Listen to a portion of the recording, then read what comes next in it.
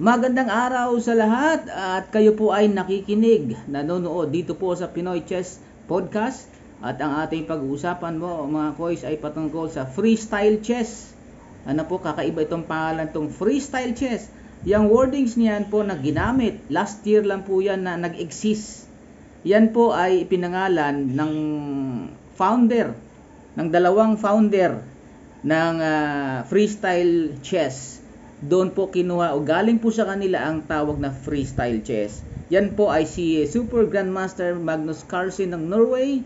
Siya ho ay co-founder po ng Freestyle Chess Club or Freestyle Chess Players Club. Ayan ho ang tawag ng organization nila.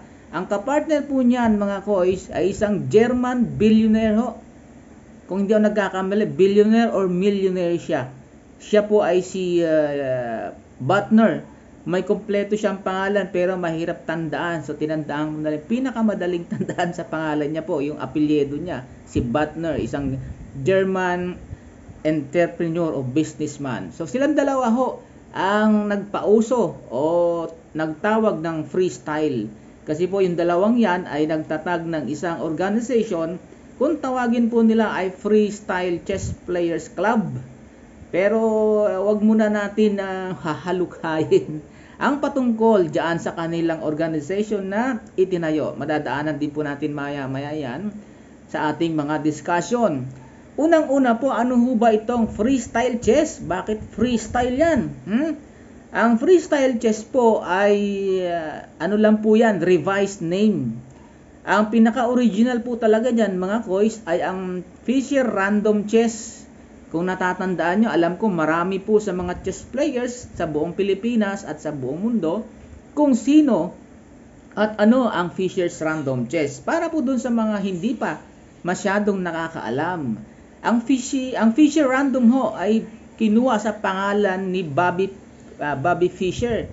Isang former world champion ho ng chess, isang Amerikano. During those time po kasi mga koys ay hindi pa uso ang internet.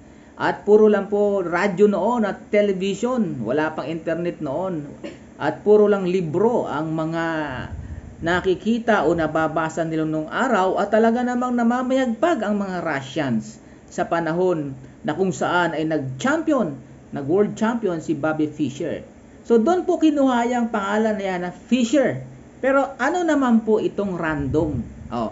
Ano naman itong random? Ibig sabihin, doon po muli sa hindi familiar at hindi nakakaalam. Kaya po siya tinawag na random o Fischer's Random, no? Ibig sabihin na random kahit saan mo ipwesto, no? Kahit saan mo ipwesto yung mga pieces ng chess, mga main pieces o officials ng chess, okay? Halimbawa po yung rook, 'di ba ho? Sa standard chess po kasi merong proper arrangement mga koys. Alam naman po natin yan, di ba?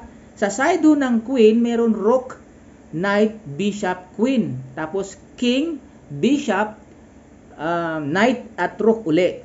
Yan ho ang proper arrangement mga koys. Kaya po, tinawag siya ng random kasi yung 8 officials na yan, yung 8 main pieces ng chess, ay pwede ho yan magkarambola. Ibig sabihin, kahit saan mo ilagay ang 8 na yan, doon sa first rank ng chessboard po, na ang base po natin ay ang white position, ang puting chess piece. Ano po? Diyan ho, karambola diyan kahit saan mo ilagay. Pero, may isang rules po, o may isang rule sa paglalagay ng random chess. Kailangan po yung king ay nasa gitna ng 2 rook. Hindi ho po pwede na king, rook, rook. Hindi ho po pwede yon. O rook, rook, king. Hindi siya po pwede mga koys. Tandaan po natin, sa Fischer's Random arrangement ho, pwede naman siyang karambola pero isang bagay lang ang malinaw. Mga koys, no? Dapat nasa pagitan siya ng 2 rook. Ano ibig sabihin? Halimbawa, rook, bishop, knight, king, and rook. Kunwari, ganun ang position. Tama pa din po yun. Kasi yung king, nasa gitna o pinagigitnaan o nasa pagitan ng 2 rook. Ayan ang mahalagang impormasyon dyan sa Fisher's Random. O another example naman po, halimbawa ay Queen, Bishop, Rook, tapos King, tapos Knight, Bishop, tapos Rook. Nasa pagitan pa rin yung King ng dalawang Rook.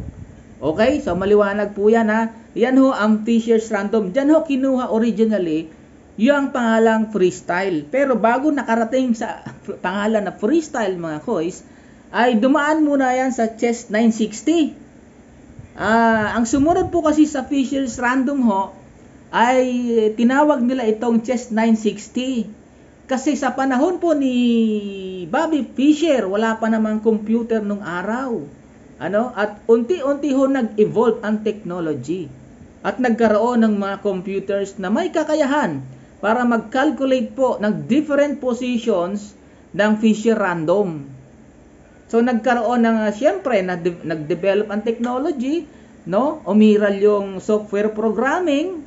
So nakakalculate nila how many positions are there kung Fisher Random ang ating titingnan. Kaya tinawag po nilang Chess 960 yan kasi there are 960 positions. Okay? So yan ho, para po sa hindi familiar pa. Doon naman sa mga familiar na, sa mga sinasabi ko, salamat na lang po, antabay po kayo. Bigyan lang po natin ng kaunting information doon po sa mga hindi pa nakakaalam. So yan ho, dyan ho nag-evolve, kaya pumasok yung Chess 960. Dahil 960 positions ho, pag pinagpalit-palit mo, kinarambola mo ang position ng chess pieces, yung main o officials ng chess. Pag kinarambola mo yan, 960 position. Okay? At yung standard chess po, gaya ng ating nakagisnan, yan po ay pang 518 position. Kung hindi pa ako nagkakamali, pero pwede nyo naman po i-review yan. Yung chess standard mismo, yung nabibili natin chessboard, at yung position na Rook, Knight, Bishop, Queen, tapos King, Bishop, Knight, and Rook. Yung Knight, kabayo yun ha. Baka mag-isip ka, ano ba yung Knight? Gabi na ba yan? O umaga ba yan? Knight, ano po yan? Kabayo po yan, horse. Ang itsura ng chess. So, yan ho ay nag-a-appear sa pang 518 position ng Fisher Random. Yung standard chess po natin ngayon. So, dyan ho nag-evolve. From Fisher's Random chess, naging Chess 960 kasi umiral na noon ang mga computers na talaga namang may powerful programming software na that can calculate different positions po ng chess. Okay? So yung Chess 960, matagal na po yan na talagang yan ho ang tawag, Chess 960. At ngayon nga ho, last year lang po yan pumasok, tinawag ng dalawang founder ng Freestyle Chess Players Club na tawagin nila itong freestyle. At talaga namang maganda siya pakinggan mga kois. Kasi medyo iba siya at medyo pag kinamortialize mo siya ay pasok na pasok din. Kasi freestyle. Alam niyo naman mga tao mahilig sa free. Freestyle. So parang sinasabi nila, kahit anong position, libre tayo dito mag-arrange ng chess piece. Freestyle, at gaya na sabi ko po nung una, mga kois, yan ho ay si Grandmaster, dating world champion, 5-time world champion, isang Norwegian, siyempre si Magnus Carlsen, at si Butner, isang German businessman, isang millionaire. Nag-put up sila, nag-establish sila ng isang organization na ang intention lang po talaga ay mag-focus sa freestyle chess. Ayan, at na ngayon, sa kasalukuyan po mga kois, ay napakaganda ng programa ng milyonaryong ito at pinartner niya, kapartner niya po, co-founder niya, the greatest of all time chess player of the world o in the world, si Magnus Carlsen. GOAT na po siya mga kois. Binigyan po ng award dyan ng FIDE for 100 years po. Siya po ay inihalal o certified GOAT. Alam niyo naman po, diba sa boxing may GOAT sila. Sa billiard, ang GOAT ng billiard, walang iba kundi nag-iisa nating Efren Bata Reyes, the magician. Pero sa chess naman po ay si Super Grandmaster Magnus Carlsen. Siya ho ang co-founder. Dahil maganda ho ang vision ng isang Butner, no? Isang German businessman, maganda ang vision at support niya para sa freestyle. Kinuha niya ang the greatest of all time na player sa chess. Nagpartner sila. At wala silang intensyon bukod tangi na talagang pasikatin at palaganapin ang freestyle chess. Ano po, yan ho ang nakapaloob dyan. Kasi ho, sa paglalaro ho ng standard chess na pang 518 position, alam naman po natin na basically ho, yan ho ay may opening, middle game, ano po, at may end game. Sa opening pa lang po, sandamakmak na chess opening ang kailangan mong kabisaduhin. Ma-familiarize mo ang chess opening and theories. Ang dami po niyan, no? And then middle game at end game. Pero ho, yun ay standard chess. Ang kagandaan lang ho ng freestyle chess po, mga koys, nawawala po yung opening theory. Wala ho, completely different. Sabi nga ni Judith Polgar, greatest female player. Sinabi niya, completely different. At totoo naman po talaga yon. Pag nag-arrange ho kayo ng iba't ibang position ng freestyle sa first rank ng chessboard, nako, talagang ibang-iba siya. Kaya itong Freestyle Chess Players Club, ano po, kailangan ho ang mga miyembro dyan ay kailangan 2725. 2,725 ang rating mo para ho makasama ka sa club nila. So, Freestyle Chess Players Club, kailangan 27,500. Alam nyo ba mga koys, kung gaano kahirap maging 2,700? Alam nyo po mga koys merong website na ang isinusulat lang po doon ay mga 2,700 pataas na players. Ayan po. Alam nyo, considered po itong mga 2,700 mga koys, mga brilliant ang mga yan. At mga genius talaga sila. Hindi sila ordinaryong chess player. No. Talagang ibang utak nila. Ang sabi nga, narinig ko nga yung ating our own, ang Filipino-American Super Grandmaster Wesley So, sa mga nakakakilala sa kanya. Sabi ng kanyang tatay, nabasa ko po yun nung araw yung libro na binabasa natin, binabasa natin halos buwan ang inabot. Kay Wesley So, mga koys, Super Grandmaster Wesley So, sa kanya, saglit lang. Ibig sabihin saglit, memoryado niya, familiar niya na agad yung mga combination, mga tactics, etc. etc. In the same manner, ganun din po ang mga Super Grandmaster sa chess. So, bakit to tayo napunta po dyan? Kasi nga, doon sa rating na 27,500, doon sa Freestyle Chess Players Club ni Magnus Carlsen, sila lang po ang may karapatan na makasali o pwedeng ma-invite dito sa Freestyle Chess Players Club na 2725. Pag bumaba ka dyan, naging 2726 ka o something, 2725 point something, hindi ka na pwede. Kaya itong mga Super Grandmaster, sila ho ang invited. Pero may mga pagkakataon naman po na nagbibigay sila ng opportunity o chance para doon sa mga hindi 2,700 pagdating sa freestyle chess. Kung mayroong mag-champion dyan na hindi 2,700, ay pwede nilang bigyan ng pagkakataon. Pero malabo mga koys, karamihan na pumapasok sa mga 2,700. Pero ang sinasabi natin po sa Freestyle Chess Players Club, ang pwede lang po dyan na maging member at ma-invite 2725. So hindi ka invited, hindi ka member kapag bumaba ka dyan sa rating. Yan ho ang sinasabi dyan. Yan ho ang mga nakapaloob dyan sa freestyle chess. Kaya po yan, Itong si Butner at si Magnus talagang super kumbaga ang ganda ng partnership nila. Isang GOAT at isang businessman na talaga namang mayaman siya. Mayaman, milyonaryo siya, isang milyonaryong German po siya mga koys. Nagpartner at napakaganda ng programa nila.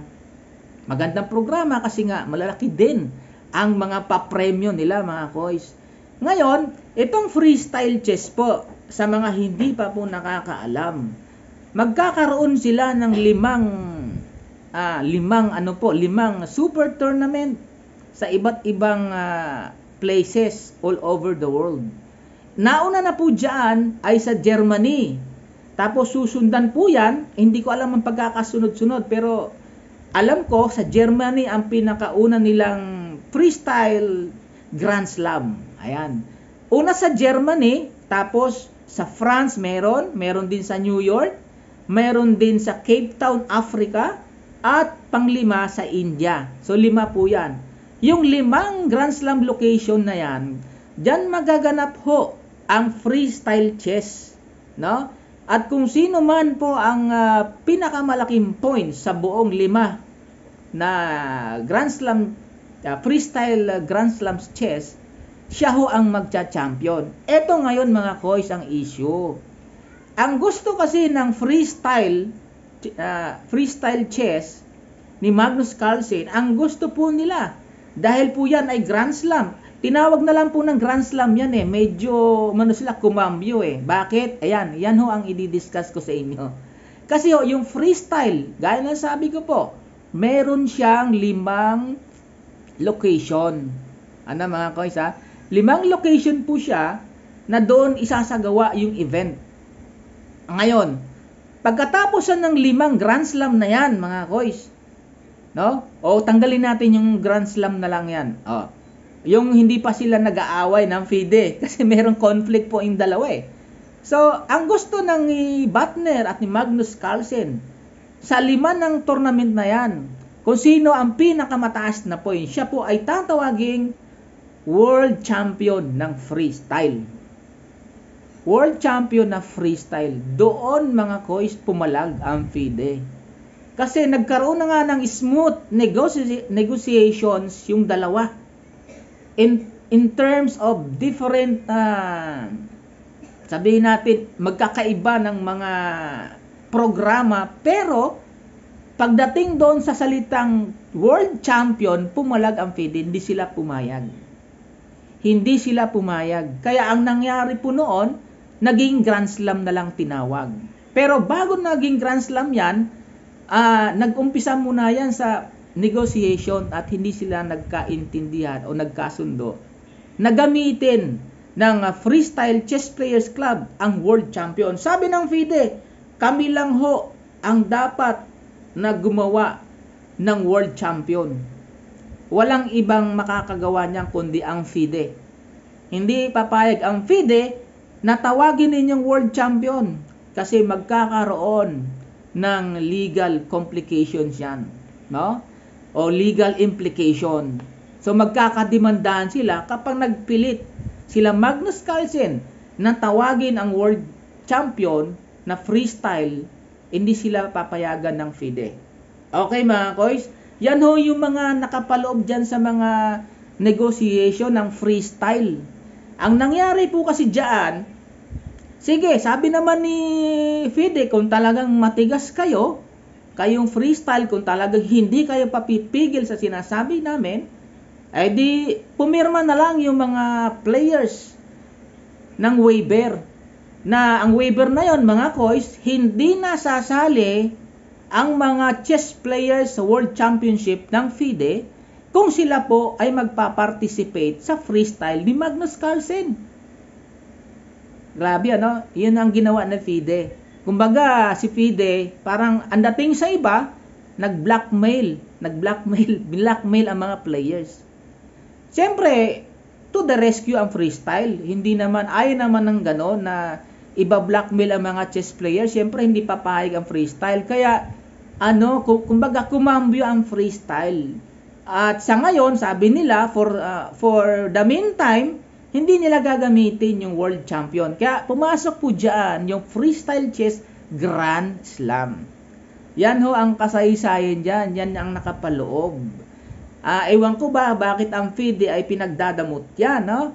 Pero sabi naman ni Butner, they are ready for war versus FIDE pagdating sa legality na dapat tawaging world champion o ang kanilang freestyle chess players club ay iba sa FIDE. Gusto nilang mag-establish ng separate na world champion. Kaya hindi sila nagkaintindihan. Ayaw naman maibit ng freestyle ang mga chess players na mga super grandmaster na 2700 pataas. Ang dami po niyan. May iba diyan na hindi pumirma sa waiver at ang iba naman pumirma. Pero dahil nga umatras o kumambyo ang freestyle, no? Kumambyo na nagpakumbaba na lang sila na hindi na tatawaging world champion, kundi Grand Slam champion na lang. Iyon ang tinatawag nila. Ganyan po ang nangyari diyan. So, yung mga players na pumirma, meron naman. Si Wesley So, pumirma po yun eh.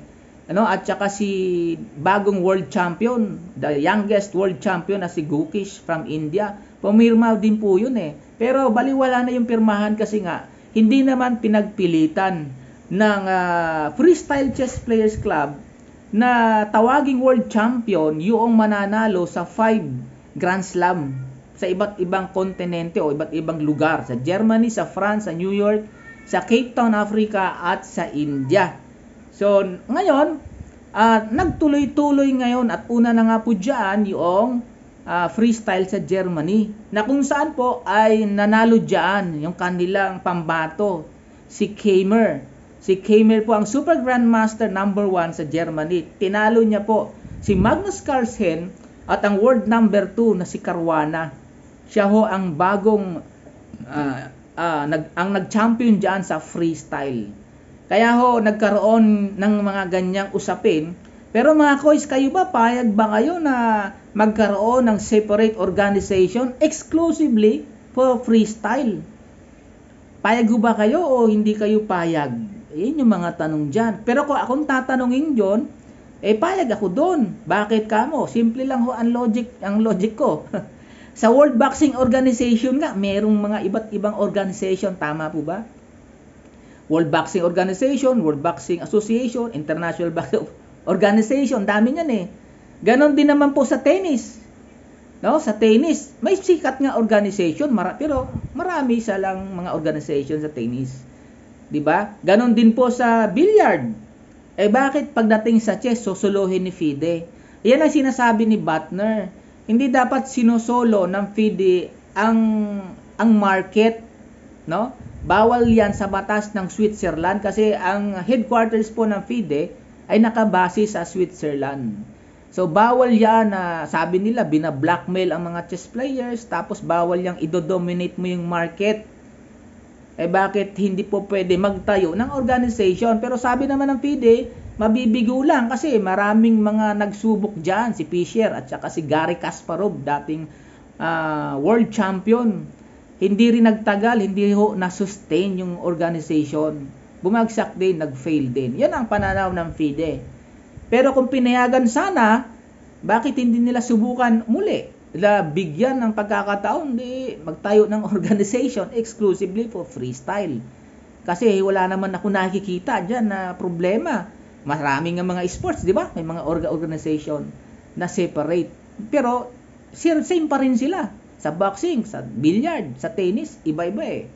Although may nabigo, pero kung bibigyan ng pagkakataon ng FIDE, di maganda sana. Kasi kung binigyan ng pagkakataon ng FIDE, susuport naman si Freestyle Chess Players Club sa mga mga events ng FIDE na magiging major sponsor sa lahat ng karamihan ng mga events ng FIDE. At magbabayad sila mga koysa ng $300,000 annually sa FIDE. Pero ang dami ng mga negotiation, doon lang po sila hindi nagkasundo. Ang maging tawagin nilang world champion ang kanilang player na mananalo sa freestyle. Yan lang po mga koys ang mga nakapaloob dyan sa freestyle. Sana ho wala po tayong nakalimutang mga issue na dapat matalakay. Wag po sana nakalimutan mag-subscribe at i-like nyo po, i-share nyo po, i-hit ang notification button.